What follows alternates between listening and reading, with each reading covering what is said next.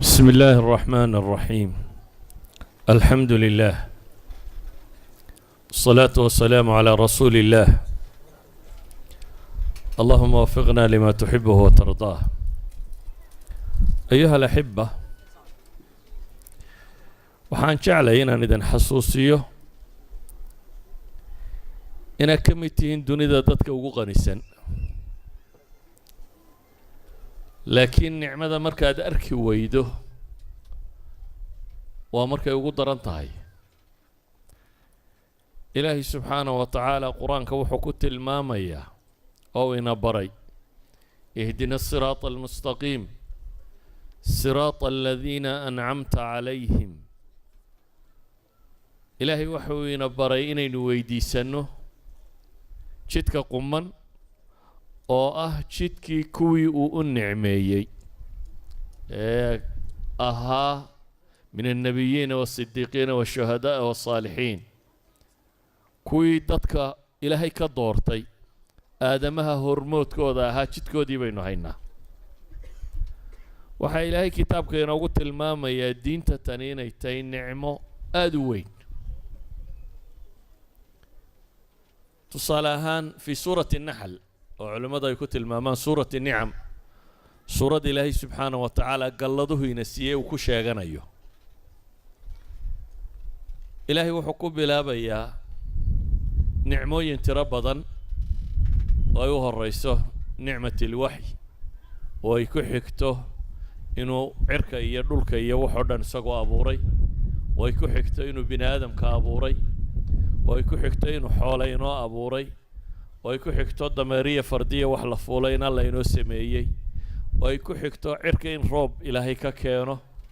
oo ay ku xigto universka ama kownkan siduu u dhisan yaho dhan. badda wuxuu nicmo dhigay. waxaasoo nimcaa inta ilaahay tiriyo ayuu wuxuu leeyahy afaman yakhluqu kaman laa yakhluq afalaa tadakkaruun wain tacudduu nicmat allahi laa tuxsuuha. ilaahay wuxuu tilmaamayaa allaha wax abuuray iyo miyay siman yihiin kaan waxba abuurini. haddaa ilaahay nicmadiisa tirisaan ma koobaysaan baa ilaahay leeyahy. ilaahayna waa ghafuuru raxiim. aayaadkan aan dul maray ama guudka ka tilmaamay waxaan uga dan leeyahay nimcooyinkaa ilaahay markuu tirinayay wuxuu ugu horraysiiyey huwa aladii yunazilu malaa'ikata biاlruuxi min amrihi calaa man yashaau min cibaadih an andiruu annahu laa ilaaha ilaa ana fattaquun. ilaahay subxaanahu wa tacaala inuu malaa'ig soo dejiyey waxyi uu u soo dhiibay si dadka ay ugu degaan. waxay culammadu yidhaahdaan nicmo oo dhan waxa loogu horraysiiyey nicmatulislaam, diintu inay nicmo tahay.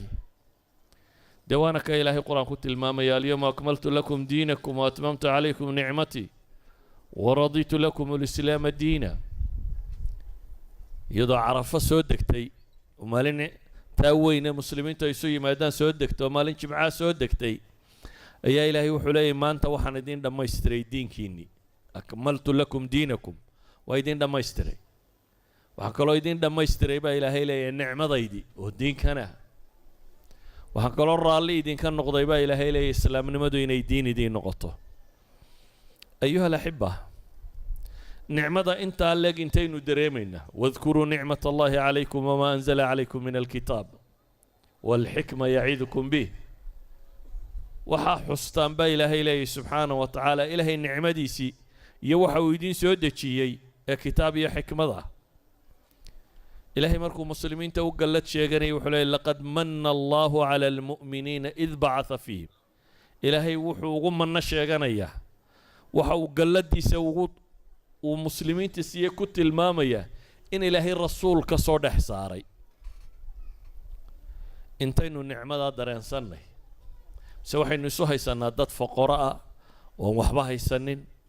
oo dunidu ka lacag badan tahay oo ka xoolo badan tahay oo ka daara badan tahay. daarahan iyo waxaana arkaysaan oo dhammi waa tegayaan. dunidan aynu aragno way baaba'aysaa.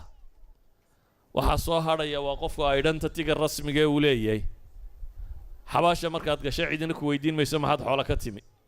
iyo maxaad daara lahayd. identitygaaga lagu weydiinaya waxa weeyaan man rabbuk waman nabiyuk wamaa diinuk baa lagu weydiinayaa islaamnimadaadii baa lagu weydiinayaa sida awgeed ayuu nabigu calayhi salaatu wassalaam ilaahay wuxuu ka baryayey inaan diintiisa dhibi kaga dhicin rabbanaa laa tajcal musiibatana fii diinina ilaahu aan balaaya nagaga dhicin diintayada waxaa ilaahay qur-aanka ku tilmaamayaa dadkii raasikhiinta ahaa والراسخون في العلم إلهي وحكو تلماما بريدو دون أيهيد ربنا لا تزغ قلوبنا بعد إذ هديتنا وهب لنا من لدنك رحمة إنك أنت الوهاب إلهي يو قلبي يدا هوي عني أنت ندين تفهمني كذب يعني وأن معدي وين يدا يهستين بإلهي وحي ويدي سنة ين ربي أصغه وأن معوقف وحوال بسيسته قرآنك مثلا قصص ككو قرآن وحكم إذا هدان تلمامه إلهي وحو تلمامه يا فرعون أو قوقيو كبري أو سيو موسى يا نبي هارون وشبيو سو أروريي أقون يهن كيسي وأركيي علمك السحر كيني دمايان أقون يهن كاسي مركي فرعون للسعودين وحي كويدها إن لنا لا أجرا إن كنا نحن الغالبين وح أجر ملانا هدانو كبضينا نكا كان هابو يدو مقربين تاكميتي يعني بغر كادوري دوردان شيغان يالي ملكو مصر يا وحي دوردان أنا إسكاله أيا وحولي دادك مقربين تيدا أبا كبيريسان دقالة إيا وحاها كفكرين وهليسان لكن مركو حق وعد هذي حقا وحي سيستين دقالة داية نفتوده وانا دين لين بكو يدي مركا يدهدان إلهي بان رمين وحيقول جواب فقد ما أنت قاض إنما تقضي هذه الحياة الدنيا waxaad samayn karta samee bay dhahaan waxaad samaysaa waynaad nadisho un soo maaha nicmada tan weynideeda markay dareemeen waxay ogolaadeen inay nafta siistaan naftu xataa hadday ka baxaysa inaanay marnaba nicmadaasi inay ku faraadaygaan oo aanay ka dhaqaaqin ilaahay qur-aanka qisasku ku tilmaamaya waxaa ka mid a qisadii asxaabulkahf niman dhallinyaro ah oo boqorrada dhashoodiiya ama dabaqada sare ka dhashay oo islaamay oo dabeetana lagu dhibay islaamnimadoodii oo ka doortay qusuurtii lagu noolaa inay god ku noolaadaan min alqasr ila alkahf waxay doorteen inay boqorrada iyo dhulkay degan yihiin iyo nicmadan adduuniya waxaan oo dhan inay ka tanaasulaan waayo waxay rabaan nicmada iimaanka iyo islaamku inay u hadho sida awgeed bay waxay doorteen inay nolol god lagu nooliyay galaan god inay nolol weydiiyaan ama ay galaan waxaa ilaahay qur-aanka kaga warramaya qisatu asxaabi lkhuduud dad dhan oo la xaaqay oo loo laayay diinta ma ka noqonaysaan oo ma yidhi dadkii diinta fahamsanaa ee garanayay nicmadani intay leegtahay waxay ahaayeen dadkii sidaa ugu mintidayay haddii aad hayso ama aad soo hesho diamondka waa taqaanay soo maaha almaas macdantan yare qaaliga ah haddaad diamond soo hesho xaggaad dhigi lahayd guriga fadhiga ma iska dhigi lahayd mise waxaad geyn lahayd meesha ugu sayfsan ay ku nabadgelayso waxaa laga yaabi lahaa xataa qasnada guriga kuu taalla inaanad ku aaminteen ayaad sodhan lahayd armaa loo dhacaa dabeetana bangiga iyo meelaha xoogga loo ilaaliyo inaad geysataabaa suurtagal ahayd waayo waxan baad qiimihiisa taqaanaa diamondkaad qiimaheeda taqaanaa sidaa awgeed ma rabtid inaad dayacdid dadkii diinta qiimaheeda yaqaanay saasay u ilaashanayeen oo naf iyo wax walba u siisanayeen haddaad se garan weydo diamondka haddii lagu dhibaad quraarad yaruun moodo crystal yaroo cadaad moodo dee waxaa laga yaabaa inaad ama tuuri lahayd ama meelaha iska dhigi lahayd waayo waxaanad aqoonin waxaan inuu diamond yahay laakiin marka lagu yidhaahdo waa diamond baad kugu soo degi lahayd ilaalintiisu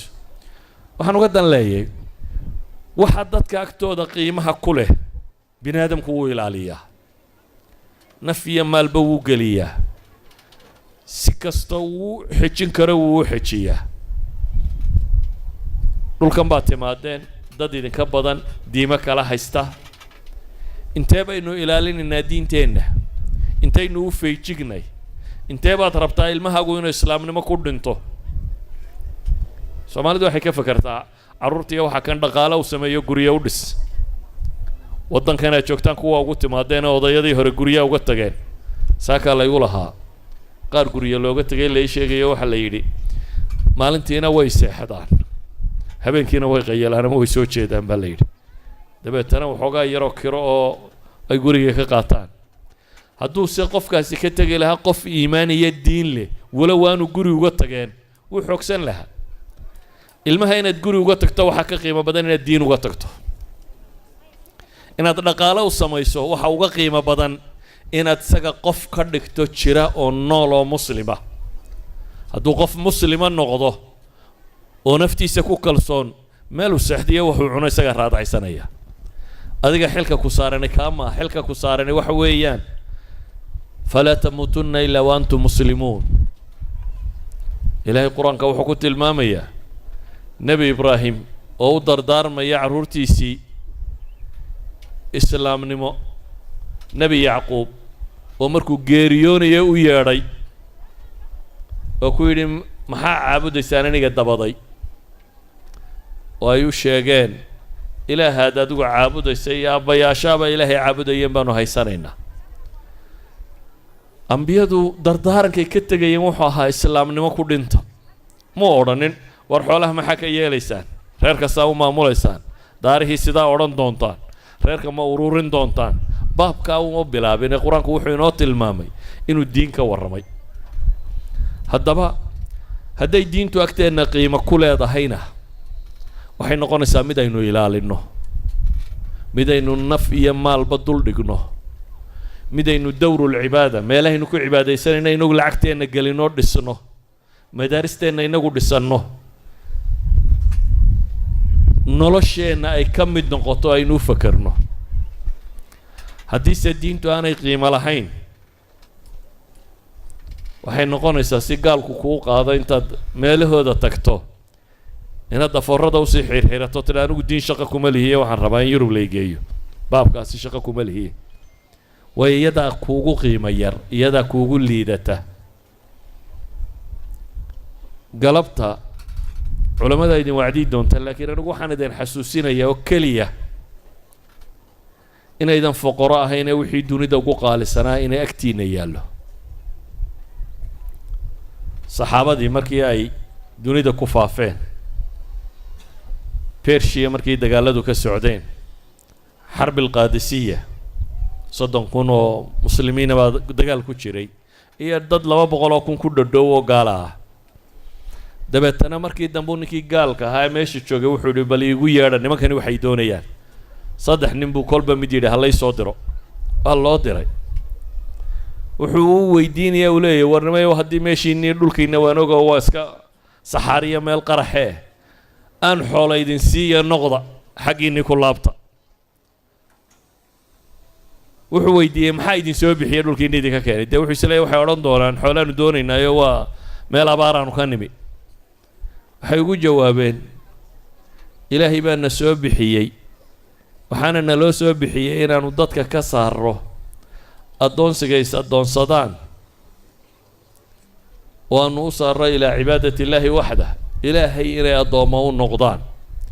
cidhidhiga adduun inaanu ka saarno ballaca aakhiro u saarro diimaha kale cadaalad xumadooda inaanu ka kaxayno oo diinta islaam geyno idan waxay leeyihiin wixii ugu weynaa baanu haynaa nimanka caynkaa leh iyagoo dhowr bilood dagaal ku soo jiray ayuu ninkani wuxuu rabay inuu hankooda jabiyo dabeetana kaarbadka cas baa la dhigay sariirtii boqorkana waa loo dhigay nin ka mid ah soo socdayoo wuxuu la soo dul maray faraskiisii yaraaye gaabnaa meesha korkeedii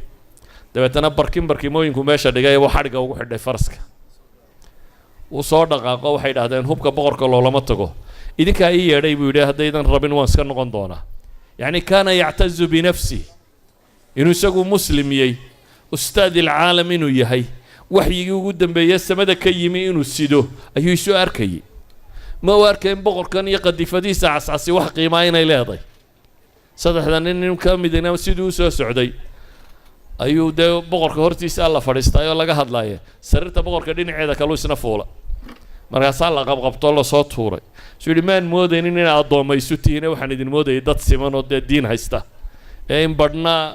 rabbiya sheeganayaan badhna dhulka la dhigayo maan moodayn idan waxay arkayeen dadkaasi diintu inay tahay wixii ugu qaalisanaayoo iyagu sitaan laakiin xoole may wadanin waxba may wadanin waxaan filayaa ibnu jariir itabari wuxuu tilmaamaa madaa'in maalintay furteen muslimiintu markay madaa'in furteen caasimaddii meesha waxyaabihii la helay waxaa ka mid ahaa khubus yar oo si yaroo khafiifa loo sameeyey dabeetana manaadiil bay moodeen ragga badh ka madiyo faraha iska mariyeen baa la yidhi yacni xadaare halkaasi ka joogeen inay faraha iska mariyaan cunno wax loogu talagalay laakiin haddana waxay ahaayeen dadkaa rumaysan waxyigii ugu dambeeyey ee ilaahay xaggiisa ka yimaada inay xambaarsan yihiin aniga markaa weedhaydu waxay tahay war foqoro ma tihidin diintii rabbaa aaminsantihiin oo sidaan dadkaa u timaadeen baa foqoro ah oo diin la dadkaa u timaadeen baa caydh ah oo aan waxba haysanin dadkaa u timaadeen baa aakhire moog idinkuna habbi'ina oo diintiinu yay xumaanina ilaashada oo garta wixii ugu qaalisanaa inaa haysataan dee dadkana gaadhsiiya xil baa idinka saarane وصلى اللهم على محمد وعلى آله وصحبه وسلم والحمد لله رب العالمين